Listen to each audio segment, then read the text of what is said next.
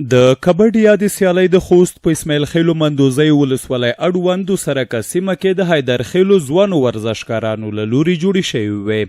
ذکر شوي سیالۍ چې شاوخوا یوه میاشتې دوام وکړ اساسي موخه یې د نشه یي توکو پر وړاندې مبارزه او ورزش ته د ځوانانو هڅونه وه. الحمدلله خوست کې عموما ورزش ډېر ښه شوی ده چې تقریبا موږ په تیر کې 100,000 ورزشکاران غیر رسمي لرل، 40,000 رسمي لرل. اوس الحمدلله 15,000 ته رسمي رسېدلي او تر 1.5 لاکو غیر رسمي ورزشکاران موږ په خوست کې لرو. په ټول افغانستان کې خوست لومړی مقام لري. دلیل دغه ده چې ورزش پکې زیات او زیات کار ورته شوی ده. دا دغه و چې مقصد دغه نشه یي موادو نه خلک یو څه نه د سپورت په برخه په داسې شکل او روبوسو دغه ته محفل ته روبوسو که والیبال وي که کبډي وي خاص کوي نن سبا مینوال ډېر لري او موږ غواړو د میدان داسې فعال اوسو تیار وخت کبډي چې ډېر شي بیا خاص کېدای شي جوړ کړو بیا یې پیل دغه کبډي پیل جوړ کړو خاص جوړ کړو دا واجب دوامداري وي. په یادو سیالیو کې د ذکر شوي ولسوالۍ 14 ټیمونو برخه اخیستې وه. د ورزشکارانو په خبره دا ډول سیالۍ ګټورې دي او په راتلونکي کې دې هم جوړې شي.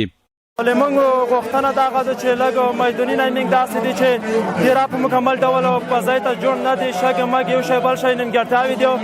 موږ له چارواکي څخه دا غوښتنه ده چې مطلب د خبرې موږ ته میداني او ټورنمنټونه جوړ کړي چې د ځوانان د نشه یي توکو مخدره موادو څخه او د هر قسمه مشکلاتو څخه مانع شي. عموم کې دا رقم د ځوانانو پر ډېرې مهمې دي ځکه ډېر خلک داسې سرغونډېږي د مینې اتفاق ورورولۍ په ګډه ساحه کې فضا کې او دا رقم زه خپله چې کبډي منتخب ټیم کې هم نو د خلکو نه د مشرونو مې دا غوښتنه ده چې کبډي پر ډېر خدمات وکړي ځکه چې کبډي پر هېچا شی نه دی کړی. نو تاسې خپله وینئ چې کبډي ډېره مهمه بازي ده او ډېره تماشا لري. ډېر خلک یې کړي دي ډېر خلک.